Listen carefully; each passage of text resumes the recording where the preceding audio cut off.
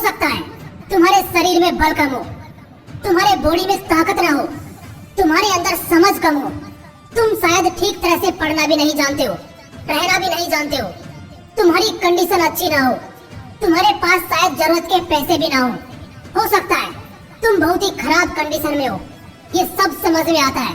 हो सकता है तुम्हें बार बार असफलता भी मिलती हो, तुम्हें मौके बहुत कम मिलते हो, और ये भी हो सकता है कि तुम्हें कोई दूसरा सपोर्ट करने वाला ना हो। पता है ये जो बातें बोली है ना मैंने, बिल्कुल तुम्हारे साथ ये सारी चीजें हो सकती है, मगर मजे की बात क्या है जानते हो? मजे की बात ये है कि इनमें तुम्हारा जरा भी दोष नहीं है, इन सभी मामलों में तुम्हारी कोई गलती नहीं है, क्योंकि ये सब खुदा ने तुम्हारे लिए रचा है। बेशक कुछ अच्छा सोचकर ही रचा होगा, लेकिन इतना तो तय है कि ये सारे मामले तुम्हारे हाथ में नहीं है, इसलिए इन सब का दोष तुम्हारा नहीं है, क्योंकि ये सब तुम्हारे हाथ में है ही नहीं। लेकिन एक चीज है जो हमेशा से तुम्हारे हाथ में थी, आज भी है और आगे भी रहेगी, वो है मेहनत। बेशक मेहनत सिर्फ और सिर्फ तुम्हारे हाथ में है। एक और मजे की बात बताऊं, दूसरों से ज्यादा मेहनत करना भी तुम्हारे हाथ में है। इसका मतलब आप जो बड़े पैसे वाले लोग हैं, या ज्यादा दिमाग वाले लोग हैं, या ज्यादा अच्छी किस्मत वाले लोग हैं, तुम उन सबसे आगे जा सकते हो अगर तुम उन सबसे ज्यादा मेहनत करते हो। कहने का मतलब सीधा सा है, मेहनत करना और दूसरों से ज्यादा मेहनत करना ये तुम्हारे हाथ में ही है, और यही तुम्हारी किस्मत बदलेगा।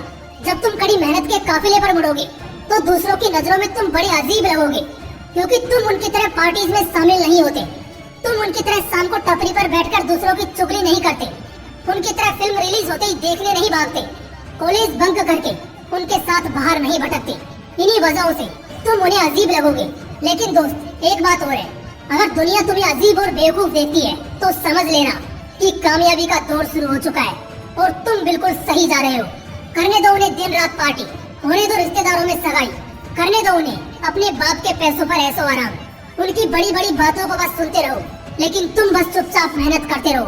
कामयाबी और शोहरत अपना कर्ज मांगते हैं, और जब कर्ज अदा करने का समय आएगा ना, तब तुम्हें समझ आएगा कि तुम कामयाब इसलिए हुए क्योंकि जब वो होटलों में पार्टी करते थे तब तुम मेहनत करते थे, जब वो रात रात भर बाबू सोना, वेब सीरीज और फ्री फायर जैसे गेम्स में उलझे रहते थे तब तुम अपने सपनों के लिए जाग कर पढ़ते थे, जब वो फिल्म देखने जाते थे तब तुम अपनी खुद की सक्सेस बायोपिक तैयार करने में लगे हुए थे, जब उन्हें आईफोन लेने की जिद थी तुम में मेहनत करने का जुनून था, और बस इसी जुनून और संघर्ष की बारिश में तुमने उस शोहरत और कामयाबी को अपने नाम कर लिया, जिसे देखकर आज वो लोग जो कभी तुम्हें बेवकूफ और अजीब समझते थे आज तुमसे टिप्स लेते हैं। जिंदगी का एक ही लॉजिक है, अगर दूसरों से ज्यादा कामयाब होना है तो दूसरों से ज्यादा मेहनत करनी होगी।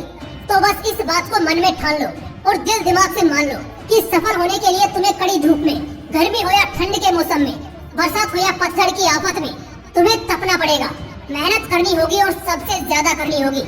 आज अगर कोई अपनी फील्ड में सबसे टॉप पर है तो क्यों है? आज कोई यूपीएससी जैसे टॉप एग्जाम में फर्स्ट 100 रैंक में आ जाता है तो क्यों आ जाता है? आज अगर कोई मिलेनियर या बिलियनियर है तो क्यों है? हर कोई क्यों नहीं बन जाता? आज अगर कोई अपने शहर में, स्टेट में या कंट्री में सबसे अमीर है तो क्यों है? मैं बताता हूँ, सिर्फ इसलिए क्योंकि उसने बाकियों से ज्यादा मेहनत करी है। ब्रूस ली उस दौर में भी हर दिन लगभग 10,000 पंचेस की प्रैक्टिस करते थे, इतना जितना दूसरे मार्शल आर्टिस्ट एक हफ्ते में भी नहीं कर पाते थे। इसी मेहनत के कारण वो मार्शल आर्ट जगत के बेताज बादशाह बन गए। क्रिस्टियानो रोनाल्डो एक महान फुटबॉलर बनने से पहले फील्ड पर तब तक प्रैक्टिस किया करते थे जब तक स्टेडियम की लाइट्स को बुझा नहीं दिया जाता था। मोहम्मद अली हर रोज सुबह उठकर 10 किलोमीटर की दौड़ पर जाते थे। मशहूर बॉडी बिल्डर, रेसलर और हॉलीवुड के highest paid actor the rock दिन के लगभग 8 घंटे जिम में बिताया करते थे। तब जाकर आज 48 की उम्र में भी उनकी पर्सनैलिटी के लोग दीवाने बने बैठे हैं।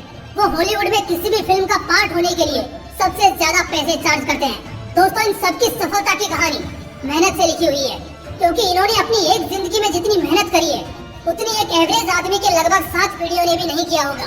तभी तो आज जितनी शोहरत उनके पास है उतनी में उनके अगले 7 पीढ़ियों को आज तक नहीं आएगी। लोग अक्सर कहते हैं ना कि खाली हाथ आए थे और खाली हाथ जाएंगे।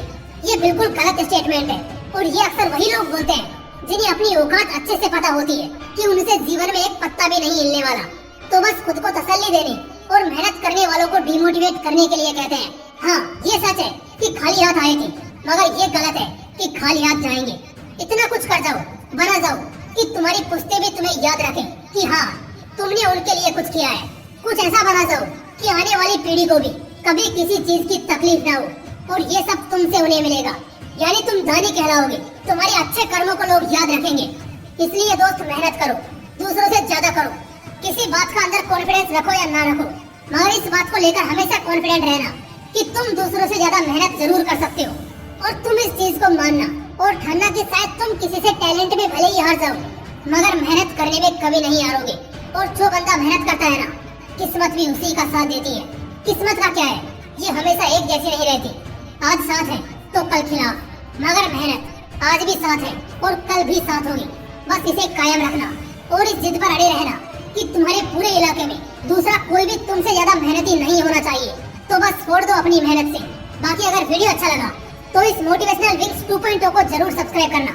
फिर मिलते हैं अगले वीडियो में एक नए मोटिवेशन के साथ। जय हिंद, वंदे मातरम।